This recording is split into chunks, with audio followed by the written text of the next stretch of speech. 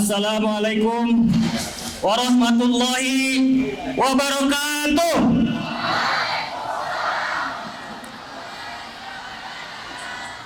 Belum terdengar di sana itu.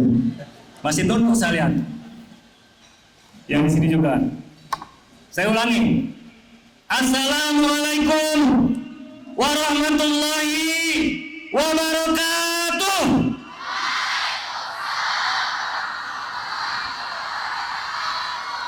Alhamdulillah, terima kasih. Anak muda harus semangat. Jelas ini. Alhamdulillahilladzi hadana li hadza wa ma kunna linahtadiya laula an hadana Allah. Asyhadu an la ilaha illallah wa la syarika lah wa asyhadu anna Muhammadan abduhu wa rasuluh. Amma ba'du. Faqala ta'ala fil Qur'anil Karim, a'udzu billahi minasyaitonir rajim. Bismillahirrahmanirrahim. Rabbi shrah li sadri wa yassir li amri wahlul 'uqdatam min lisani yafqahu qawli. Shadaqallahul azim. Yang terhormat Bapak Rektor UIN Araniri, yang saya hormati dan saya muliakan Wakil Ketua Rektor 3 bidang kependidikan, yang saya hormati Ketua Senat UIN, yang saya hormati anggota Dewan yang semoga menjadi Ketua Dewan DPRA yang ini kebetulan alumni dari Araniri, insya Allah amin. Yang saya hormati Forkopimda ataupun yang mewakili, yang saya hormati, saya muliakan bapak-bapak hadirin yang tidak bisa saya sebut satu persatu. Terima kasih atas kehadirannya. Dan yang saya cintai dan saya banggakan, adik-adikku seluruhnya, mahasiswa UIN Araniri. Kalau saya bilang selamat pagi, bilang pagi, jelas. Sekali lagi, pagi. Nah, menandakan Anda adalah pemuda harapan bangsa. Saya coba. Selamat pagi. Kurang semangat. Tadi saya lihat atraksinya bagus. Saya ulangi. Selamat pagi. Nah, kemudian kalau saya teriakan siapa kita? Pemuda harapan bangsa. Jelas? Yang di sana jelas? Wah, nggak dengar jangan. Saya coba. Siapa kita? Ulangi. Pemuda harapan bangsa. Sudah berdiri biasanya. Berdiri dulu semua. Coba berdiri dulu semuanya. Kurang sebentar saya lihat. Biar enggak ngantuk. Berdiri. Seluruhnya berdiri dulu. Nanti kalau kalian kebanyakan makan tidur. Walaupun terik matahari. Saya coba sekali lagi, cepat. Ya, saya coba. Siapa kita? Pemuda harapan bangsa. Ulangi. Siapa kita? Pemuda harapan bangsa. Baik, terima kasih. Tepuk tangan dulu. Ya, duduk lagi. Kan sebentar aja duduk dirinya. Olahraga tuh biar nggak ngantuk, biar lututnya nggak sakit. Jelas ini. Baik bapak-bapak yang terhormat dan adik-adikku yang saya cintai, sebelum saya memberikan mungkin sedikit pengalaman, tadi disampaikan ceramah orasi ilmiah kelihatan terlalu tinggi ini. Saya berdiri sini gemetaran juga ini. Mohon maaf Pak Profesor, adik-adik. Ya, saya merasa orang awam, sementara bapak-bapak kita di belakang banyak profesor, banyak doktor, insinyur. Jadi saya berdiri sini terpaksa nih, dipaksa dan terpaksa. Pertama yang seharusnya berdiri di sini adalah Bapak Pangdam. Kebetulan beliau ada kegiatan dalam rangka menyambut Bapak kami, Bapak Kepala Staf Angkatan Darat, yang insya Allah besok hari Rabu dan Kamis akan mengunjungi Aceh, sehingga beliau harus memimpin rapat, mempersiapkan segala sesuatu. Akhirnya saya diperintahkan untuk menghadiri, memberikan orasi di sini. Walaupun mungkin isinya hanya sedikit pengalaman, sekilas pengalaman saya. ataupun hal-hal yang mungkin juga bisa menggugah adik-adik untuk semangat belajar sehingga dapat meraih cita-citanya. Sebelum masuk ke materi, saya koreksi dulu. Tadi pertama kita menyanyikan lagu Indonesia Raya. Padahal saya sudah bangga tadi melihat atraksi adik-adik saya. Saya bilang ke Pak Rektor, wah hebat sekali. Tidak kalah oleh atraksi tentara. Ternyata adik-adik saya mampu, ya, mampu melakukan itu. Tapi setelah pada saat menyanyikan Indonesia Raya, waduh, hati saya cium lagi, lemes lagi saya. Padahal adik-adik, lagu Indonesia Raya itu lagu kebanggaan kita, lagu kebangsaan kita. Ya, harusnya kita menyanyikan sempurna. Adik-adik dari NTK, SD, SMP, SMA, sekarang kuliah, belum sempurna juga. Waduh, rasanya saya sedih, saya mau menangis saya. Ini koreksi buat kita semua. Ya, bagaimana kita membangun bangsa? Lagu kita sendiri kita tidak bisa nyanyikan dengan sempurna. Yang itu yang pertama. Yang mudah-mudahan nggak ada lagi koreksinya nih.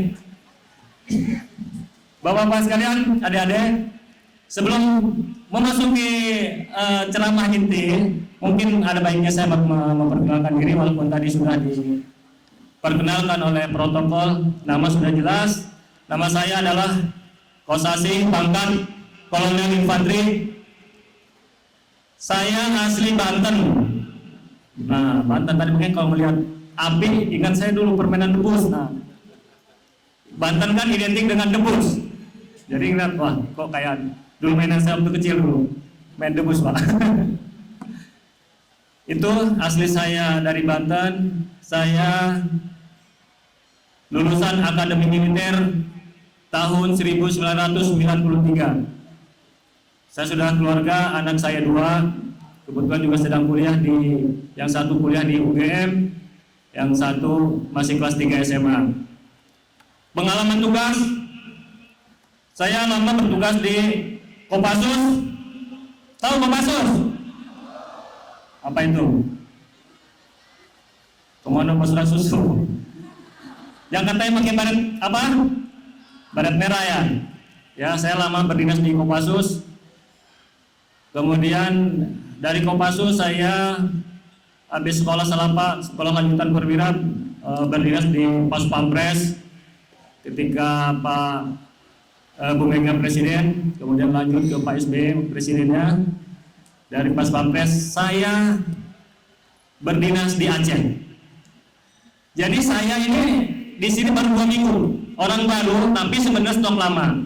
Dulu saya pernah di sini tahun 2007 sampai dengan 2012. Jadi ketika saya mendapat surat perintah balik ke Aceh, waduh, seperti saya pulang kampung. Mungkin dulu air Matai memanggil saya kembali. Dulu saya Danyon di Matai, Danyon 112 Raider sekarang. Kemudian pernah di Melabo sebagai kepala seksi operasi Korem. Dari Korem saya kembali balik lagi ke Kopassus. Dari Kopassus saya pernah juga menjadi guru.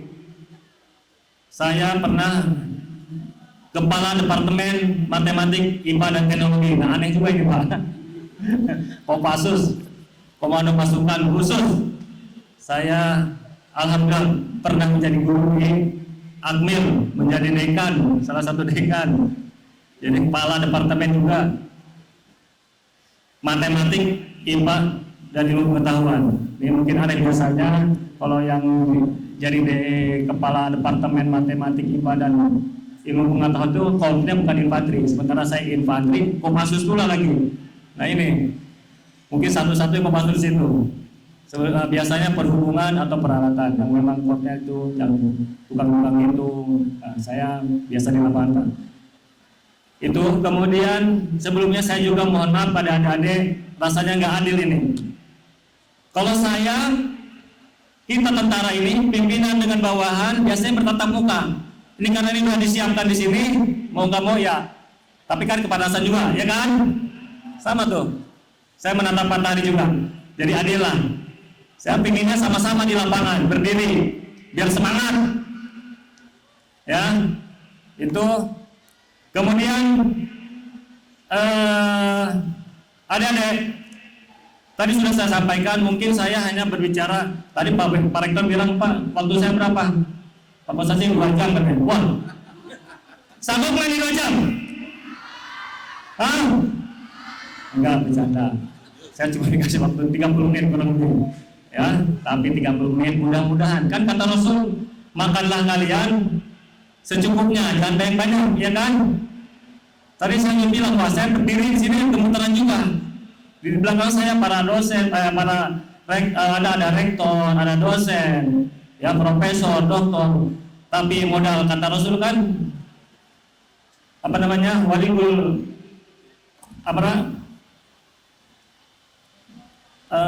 sampaikanlah dari itu walaupun 1 ayat katanya, betul nggak? Jadi saya berdoa 1 ayat aja. Mudah-mudahan bisa lebih.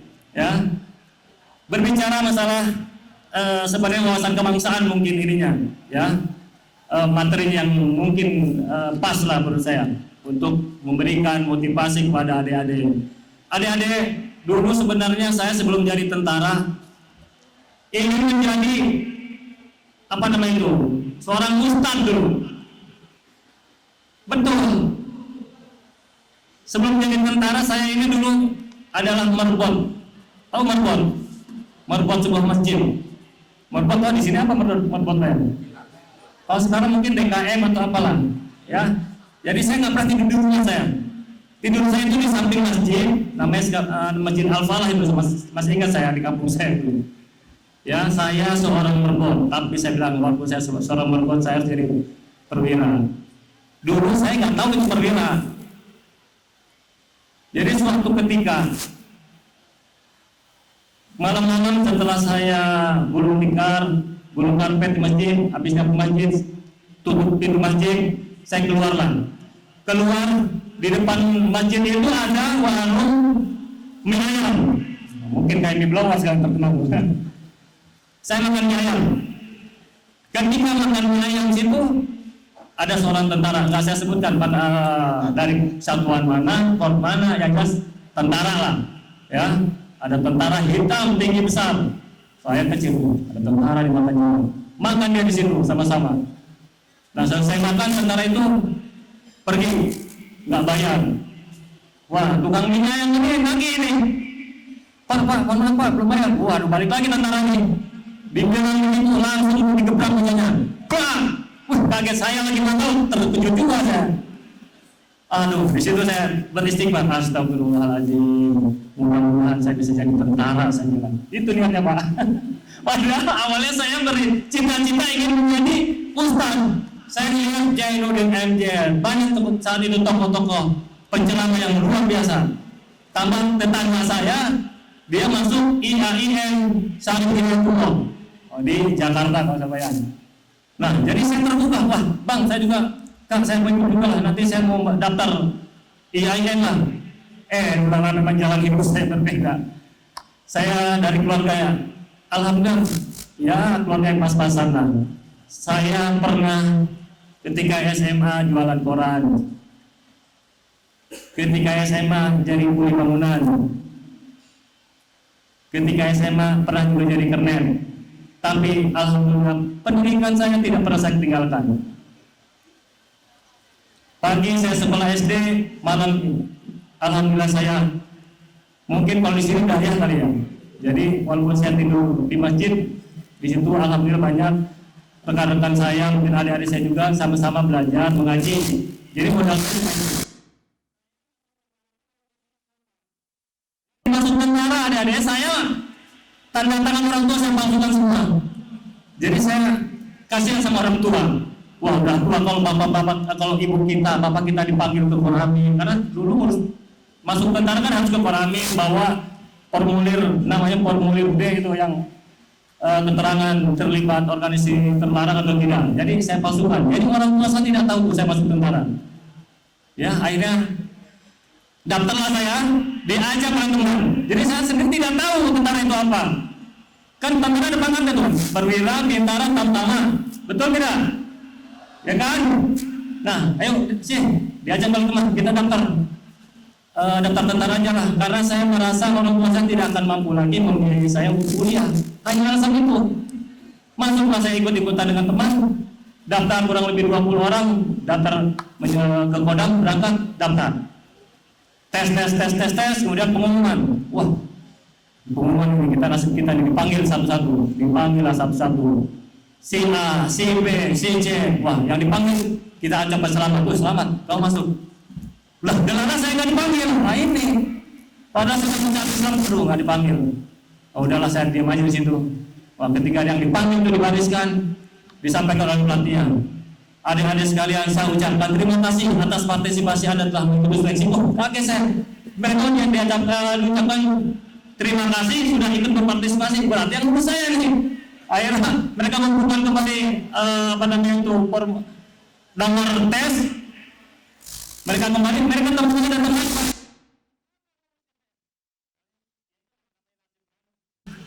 Ternyata ya alhamdulillah saya masuk ke tentara. Berangkatlah besoknya saya izin ke orang tua, Pak, Ibu, saya mau berangkat ke Magelang. Orang tua saya kaget, ngapain Magelang? Ya saya mohon maaf, kemarin saya daftar tentara, daftar akademi, tanda-tanda saya palsukan semua. Oh yaudah, nggak apa-apa, yang penting sehat-sehat aja lah. Ya. Jadi saya berangkatlah ke Magelang dengan bekal uang 19.000, masih ingat itu saya. Jadi kakak saya pecahin celengan ayam jagonya itu, Pak, dihitung-hitung recehan 100 itu, paling besar 1.000 rupiah.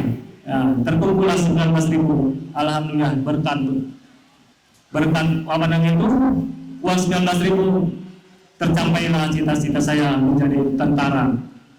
Nah, adik-adik sekalian, jika kalian punya cita-cita ya tentu gantungnya cita-cita sendiri lagi, betul tidak? Ya, tugas adik-adik adalah apa? Belajar. Mungkin saya sini memberikan 3 tim. Yang pertama adalah belajar, ya 3B, sama belajar. Kemudian berdoa. Yang ketiga adalah berusaha. Jadi tugas adik-adik adalah belajar. Kata Rasul, tolabul ilmu fardhun 'alal kulli muslimin wal muslimat. Kan kita belajar itu mewajibkan itu. Ya, bagi kita semua, baik itu dia laki-laki maupun perempuan. Bahkan kita disuruh belajar sampai ke negeri Cina. Nah, jadi adik-adik sini tugasnya belajar, bukan yang lain.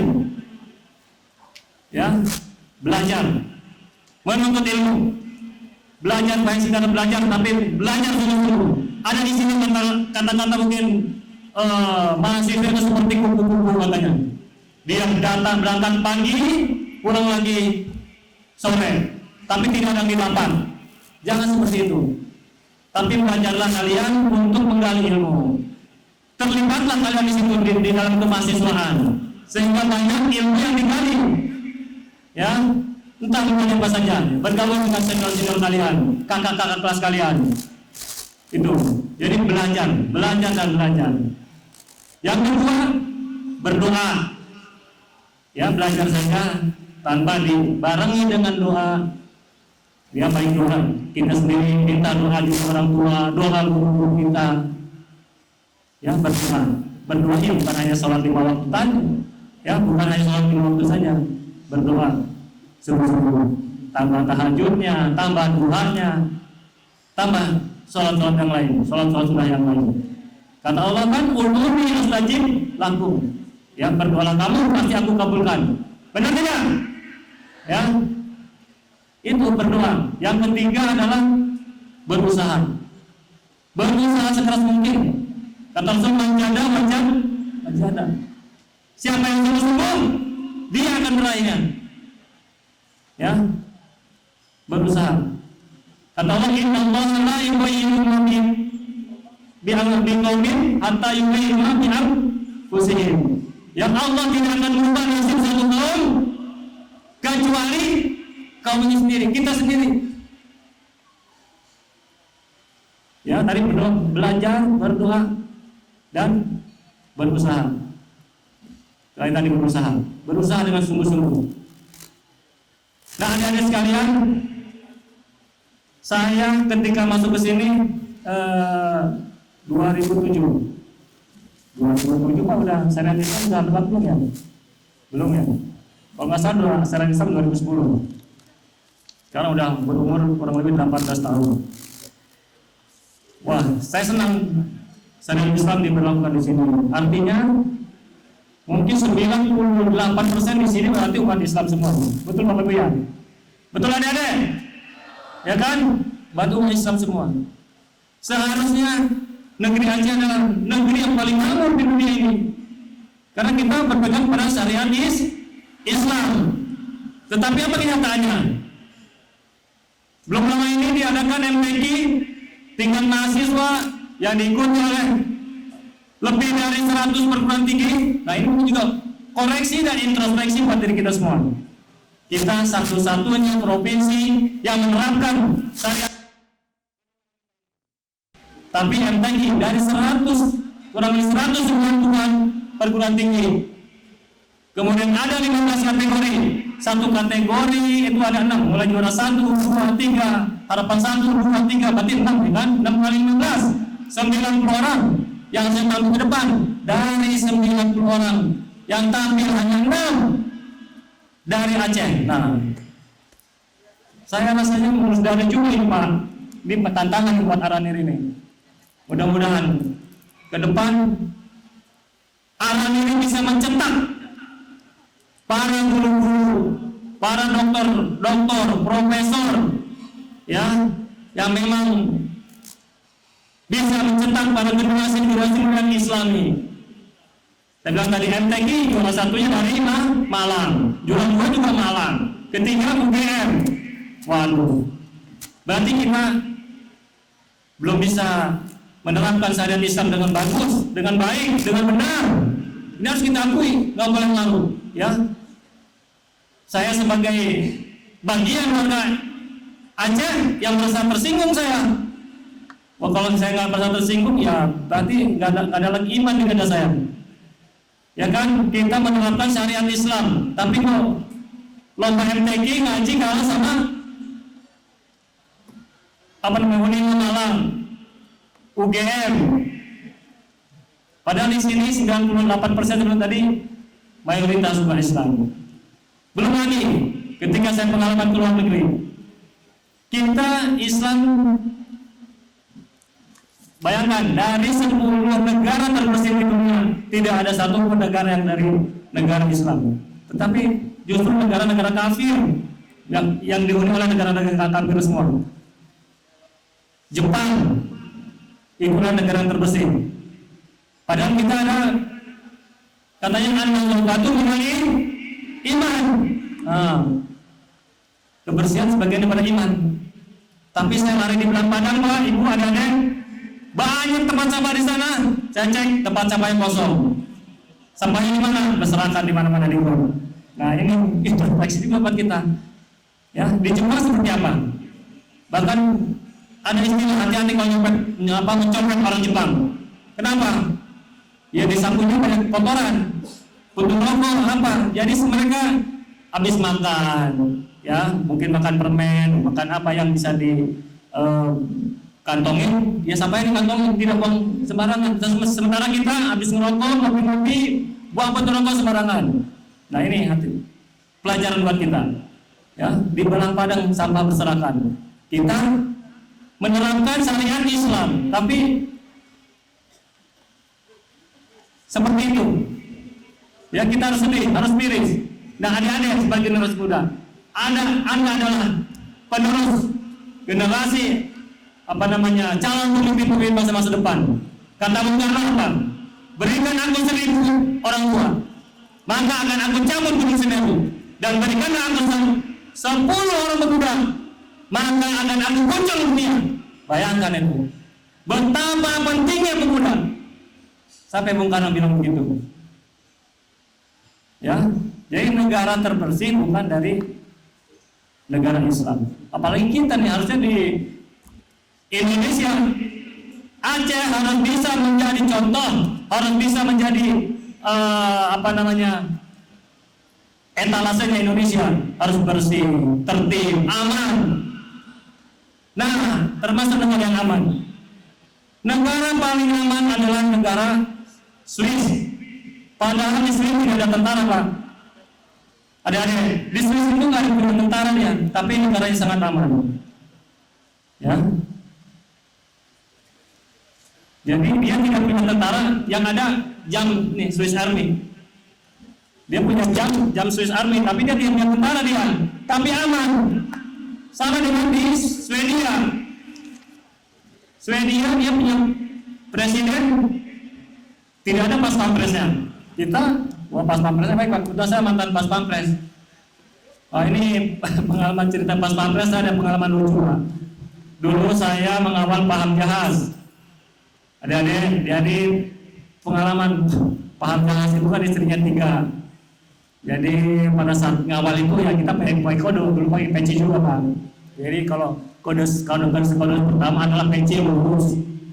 Itu artinya kalau ke istri 1 Pak.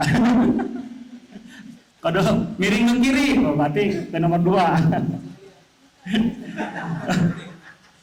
Jangan dipraktekin nanti Pak. Kode yang ketiga adalah miring ke kanan. Wah, artinya ke nomor 3. Wah, paham bahas itu tidak mau dikawal dulu Pak. Weh, saya pernah dimarahin. Wah, ini bangga juga kita dimarahin oleh seorang mayor. Waktu itu dipanggil oleh Wapres, dimarahin. Kosasi, siap Bapak. Kalian jangan ikut saya lagi. Nggak mau diikutin ya. Siap Bapak, ini kan perintah. Iya, itu perintah komandan. Sekarang perintah saya. Oh, siap. Wah, laporan saya ke komandan saya. Izin, komandan tadi saya dipanggil oleh Pak Wapres menyampaikan begini. Ya, udah kalau gitu kita buat jangan kalah. Kita kawal pakai mobil sipil. Pakai mobil sipil nih Pak. Akhirnya kita ngawal pakai mobil sipil, bisa ikuti. Tapi sehari-hari, seminggu, tahu juga nih, aku tuh mobil itu ikuti kita terus gitu. Padahal udah buat ganti mobil, tapi dicuri selalu ada yang mengikuti. Waduh, ketahuan juga nih. Udah, Pak gitu. Berikutnya kami koordinasi lagi. Udah ya, dengan Pak Hamzah dengan Pak Ajudan ya, Pak udah kamu mendahului saja. Nanti saya kasih tahu kemana ya. Oke, siap. Komandan saya bilang kepada Ajudan. Saya berangkat mendahului. Ketika itu kodenya miring ke kiri, berarti ke nomor 2 di Bogor Pak. Mendahului lah saya dengan anak buah saya itu 2 mobil ke Sentul. Kita hadang Sentul, hadanglah di Sentul. Biasanya kan buat sehari 2 kali 3 kali berhasil. Suatu ketika kita ke Sentul juga nih, ke Bogor juga, ke Sentul. Kok sejam 2 jam lewat. Waduh, kemana nih? Telepon langsung ke Ajudan. Izin, Pak, posisi ini. Waduh, Ajudan lupa. Ternyata kan di sampai kampung rambutan bilang kanan sih. Waduh, ternyata kami kecelek. Ternyata beliau ke nomor 3. Itu intermezzo aja. Baik, kembali lagi kepada adik-adik anak muda sekalian. Tadi Bung Karno bilang, berilah 10 pemuda, maka akan aku goncang dunia. Ya, betapa pentingnya peran anak muda. Anda kuliah dalam rangka mencapai cita-cita kalian, dalam rangka meraih impian kalian. Harus menjadi kebanggaan orang tua, kebanggaan diri dan kebanggaan orang tua. Belajar yang sungguh-sungguh, belajar yang benar. Yang ketika Anda berangkat ke tempat kuliah, baca bismillah. Yang bismillahirrahmanirrahim, Allah la haula wala quwata illa billah. Teguhkan, jangan belok lagi ke kiri atau ke kanan. Ikuti kuliah kembali. Karena masih banyak, saya bilang tadi, seperti kupu-kupu. Ya, kupu-kupu saja dia menghasilkan manfaat. Berangkat, belajar sungguh-sungguh, ikuti semua kegiatan perkuliahan dengan baik, sehingga Anda pulang membawa hasil, ya. Jadi campailah, raihlah cita-cita setinggi langit dengan sungguh-sungguh. Tadi saya bilang, belajar, berdoa, berusaha. Yang sudah belajar, berdoa, berusaha, tambah lagi tawakal, ya. Kita harus bertawakal. Kata Allah, wa may yatawakal 'ala Allah. Ya kan? bertawakal kamu kepadaku, maka aku akan cukupkan kebutuhanmu, katanya. Betul Pak, kalau salah perlu koreksi saya. Saya lulusan Akmil kan. Saya bukan lulusan YIN, ya. Jangan tadi berdoa, wa man yattaqillaha yaj'al lahu makhraja wa yarzuqhu min haitsu la yahtasib. Barang siapa yang bertakwa kepadaku, maka akan aku berikan jalan kemudahan baginya dan akan aku berikan rezeki dari arah yang tidak disangka-sangka. Itu janji Allah. Betul adik-adik? Percaya? Saya alami sendiri, saya bilang tadi. Saya hanya seorang mentor. Orang tua saya hanya seorang guru ngaji. Tapi saya alhamdulillah, saya bangga. Sementara tetangga saya ada seorang anak jenderal, ya, ada anak seorang jenderal, dia juga tidak lulus. Jadi jangan Anda berpikir masuk tentara harus bayar. Tidak, sama dengan rekan saya Pak Yunani. Dari kampung juga, dari Bandung. Tidak punya apa-apa. Tapi karena keinginan, punya cita-cita yang luhur, ingin mengabdi kepada bangsa dan negara, ingin membanggakan orang tua, sehingga timbul keinginan, ya, timbul semangat untuk meraih cita-cita tersebut. Jangan menyerah, jangan mudah menyerah. Ya, manjada wajar kata Rasul. Sungguh-sungguh. Apa? Sungguh-sungguh. Udah berapa menit nih Pak nih?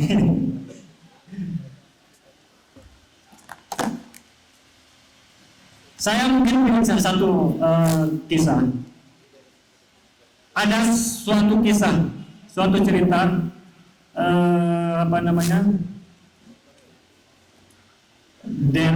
Derek Redmond. Mungkin ada sudah pernah dengar juga, ada pernah melihat filmnya juga. Jadi Derek Redmond itu adalah seorang pelari 400 meter berasal dari Inggris. Dia adalah pemegang rekor dunia jarak 400 meter sejak tahun 85. Hanya ada satu cita-cita yang ingin dia wujudkan, yaitu meraih medali Olimpiade. Nah, padahal dia pemegang rekor sejak 85, 87 dia pecahkan lagi rekor dirinya sendiri. Nanti malam pada saat Olimpiade di Korea Selatan, Seoul 88, dia akan membuktikan bahwa dia bisa meraih medali tersebut. Tapi apa yang terjadi ketika tiba waktunya Olimpiade, dia cedera, akhirnya tidak bisa Olimpiade. Dia harus menunggu lagi 4 tahun ke depan. Dan ketika 4 tahun berikutnya di Barcelona, tiba saatnya dia untuk membuktikan diri, untuk meraih cita-citanya, untuk memperoleh medali. Apapun medalinya, emas, perak ataupun perunggu. Yang jelas dia ingin meraih medali Olimpiade. Akhirnya mulailah start. Ketika start, karena dia sudah berlatih sungguh-sungguh, dibantu oleh orang tuanya, kebetulan orang tuanya sebagai pelatihnya, rekor yang dia pecahkan sudah dia capai, maka mulailah dia berlatih, mulai dari bertanding, berlomba, ketika berlomba. Dari awal dia terus memimpin sampai pada jarak 225. Apa yang terjadi? Padahal sekitar kurang lebih 175 meter lagi dia akan meraih medali emas karena dia sudah di depan terus. Jadi ketika pada jarak 225 ternyata dia mengalami gangguan otot sebelah kanannya, seperti terasa ditembak katanya. Jadi dia pincang, duduk sesaat. Ketika para ofisial menghampirinya agar dia udah minggir ke pinggir lapangan. Tapi apa yang dilakukan? Tidak, saya harus sampai ke garis finish. Akhirnya dengan terpincang-pincang dengan terpincang-pincang dia terus jalan. Karena dia tidak bisa lari lagi, sambil terpincang dia jalan. Orang tuanya turun dari tribun untuk mendampinginya. Ya, dipapanya anaknya, mari ya, kita sama-sama selesaikan sampai garis finish. Akhirnya finishlah si Derek Redmond ini. Saat itulah memang dia tidak bisa meraih medali emas, tapi dia meraih standing aplaus dari seluruh penonton karena perjuangannya, karena kegigihannya, untuk sampai ke finish. Nah, ini berlaku pada adik-adik. Kalau adik-adik sudah punya cita-cita yang luhur, capai cita-cita itu sampai Anda lain. Karena itu adalah kunci Anda meraih dunia. Paspor Anda menjadi kebebasan. Ya, jangan mudah menyerah. Jatuh bangun. Ketika Anda jatuh, justru itulah awal kebangkitan Anda. Pacu diri sendiri, pacu diri. Saya bisa, saya bisa. Ada istilah katanya, if you can, if you can. Kamu bisa. Jika kamu berpikir bahwa kamu bisa. Tapi sebaliknya, kalau kamu berpikir gagal, sesungguhnya kamu telah gagal. Ya, jangan ada kata-kata gagal. Jangan ini, jangan ada kata-kata gagal. Itu sudah saya camkan, sudah saya praktekkan. Orang lain makan nasi, saya juga makan nasi. Kenapa orang lain bisa, kok saya nggak bisa? Benar ini, ya. Makanya apa itu, bapak adik-adik? Nasi mah apa menu? Apa nih makannya nasi bang? Nasi, ya kan? Jadi lihat, wah Pak Rektor mencapai profesor doktor bisa. Kalau saya nggak bisa lah. Padahal makannya nasi juga, bukan makan linggis atau makan beling, ya kan? Bukan kuda lumping. Jadi ayolah cita-cita tinggi langit, pantang menyerah. Di sini Aceh terkenal dengan apanya? Kopi. Saya doyan kopinya yang di Aceh. Ya, jadilah kalian seperti kopi. Nah, apa istilahnya kata orang? Jadilah kamu seperti kopi. Ada suatu kisah, seorang anak muda datang pada orang tuanya. Dia sudah berusaha sekeras tenaga, gagal terus. Akhirnya kebetulan orang tuanya ini seorang koki. Diajak anak tersebut, ayo nak duduk dengan bapak. Disinilah karena seorang koki disiapkan 3 wajan, 3 direbus. Yang satu dimasukkan wortel, yang satu dimasukkan telur, yang satu lagi dimasukkan kopi.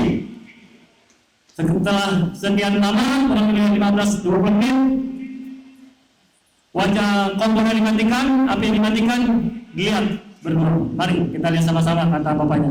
Lihat kanan. Yang pertama apa? Wortel. Apa yang terjadi pada wortel? Ambil wortel, dimasukkan ke taruh piring, dipegang, lembek apa keras kira-kira? Lembek, ya kan? Wortel lembek. Kemudian telur, keluarkan lagi. Telur pecahkan, dibuka isinya. Yang terjadi apa? Telur tersebut keras kan? Udah keras, betul tidak?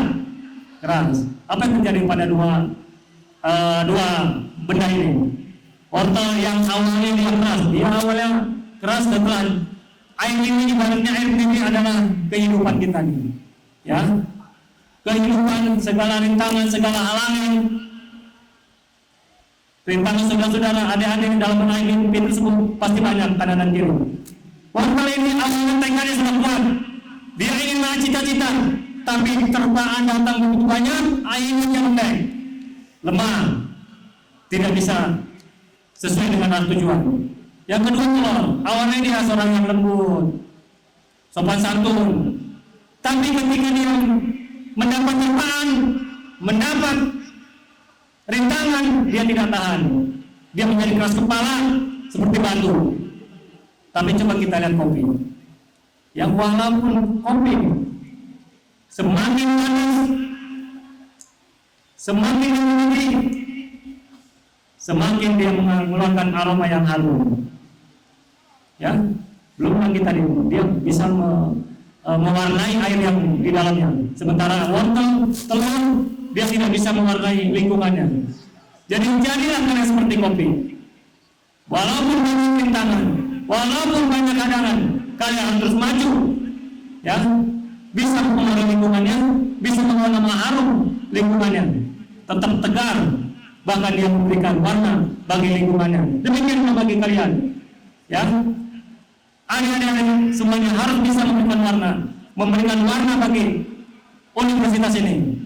Khairun nas anfa'uhum linnas kata Rasul. Sebaik-baiknya manusia adalah bermanfaat bagi lingkungannya. Berperanlah aktif di situ. Contoh kakak-kakak yang kakak kelas atau senior yang sudah berhasil bisa meraih cita-citanya. Jadi jangan mudah menyerah. Walaupun banyak cincaan, walaupun banyak omongan, jangan dengarkan. Ya jadilah kalian seperti tokek budak. Nah, satu lagi ceritanya, tokek budak nih. Ya, terakhir nih. Udah panas kan? Sama. Tokek budak, tahu dah deh, tokek budak. Budak tuli. Nah, jadi ada suatu negeri dipimpin oleh Raja Tokek. Dia mengadakan ulang tahun negerinya, mengadakanlah lomba panjat pinang. Tahu kali panjat pinang nih, ya, lomba panjat pinang. Ketika jadi siapa yang juara merangkak ke atas, dia akan diberikan istana oleh rajanya. Lomba mereka saling bersaing untuk menjatuh meraih sampai ke atas. Hari pertama, kedua, ketiga terus bersaing.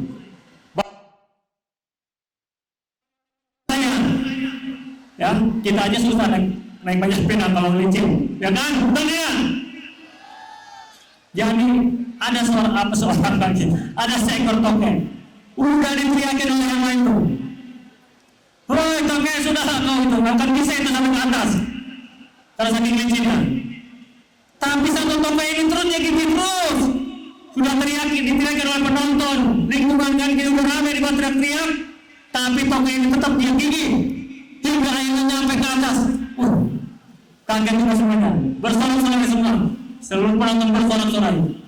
Wah, akhirnya saking penasaran, karena raja ini memberikan hadiah sesuatu yang tidak mungkin dimintai oleh rakyatnya nih. Tapi ternyata ada satu tokek tadi meraihnya. Mau nggak mau ya raja memberikan hadiahnya. Ya sebelum memberikan, ditanya dulu sama raja, tokek, kenapa kamu kok bisa sampai ke atas? Ditanya, namanya tokek budak nggak tahu. Akhirnya teriakan di telinganya itu, tokek, kenapa anda bisa meraih sampai ke atas? Wah, ternyata ya selinding ternyata dia tokek budak. Begitulah. Jadi kadang-kala ada ketika kita mau meraih sesuatu, jangan hilangkan kanan kiri. Kalau itu bisa menentukan hidup kita, hilangkan itu. Terus fokus pada tujuan, fokus pada cita-cita. Insya Allah kalian akan bisa meraihnya. Itu saja dari saya. Mungkin sedikit cerita, mudah-mudahan bisa memberikan manfaat. Kita sekali lagi tadi jangan lupa berdoa, minta doa orang tua, ya. Selain sholat 5 waktunya, tambah duhanya, tambah tahajudnya. Bisa nggak kira-kira ada ini? Ada? Siapa kita? Wih, lupa lagi. Ulangi. Siapa kita? Pemuda Harapan Bangsa. Aduh, lupa nih. Siapa kita? Pemuda Harapan Bangsa. Yang benar. Siapa kita? Pemuda Harapan Bangsa. Yang belakang belum. Nggak dengar belum yang belakang ini. Siapa kita? Oke, baik. Ya, Anda adalah Pemuda Harapan Bangsa. Anda adalah calon-calon pengganti kami di sini. Ya, calon-calon pengganti para rektor, pengganti para dosen. Terakhir, jangan lupa sekali lagi berdoa dan berdoa. Kata Allah kan, wa nunazzilu minal Qur'ani ma huwa shifaa'un wa rahmatun lil mu'minin.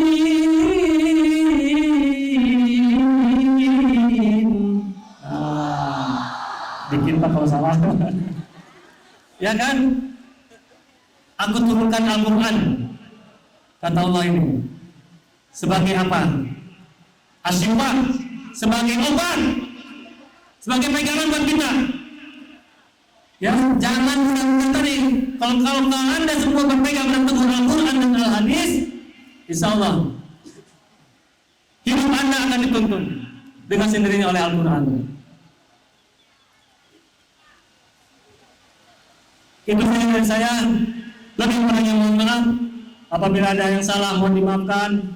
Jika itu baik buat Anda, silakan diambil. Akhirul kalam, wabillahi taufiq wal hidayah. Wassalamualaikum warahmatullahi wabarakatuh.